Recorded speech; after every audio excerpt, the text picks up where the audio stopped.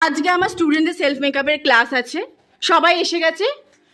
মানিক, তুমি কি করেছো আজকে? ম্যাম আজকে আমি কাজল পরেছি, কাজলটা কি একটু সরু হয়ে গেছে? বড্ড সরু হয়ে গেছে। তোমাকে না আগের দিনে বলেছি মোটা করে পড়বে, এত সরু হয় না। ঠিক আছে আমি শুভজিৎ, দেখুন ম্যাম, আজকে আমি এই আইশ্যাডোটা দিয়েছি, লাইট হয়ে গেছে, একটু স্মার্ট বড্ড লাইট। এইটা কি এত লাইট কালার কেন? তুমি একটু ডার্ক কালারের দিকে যাও।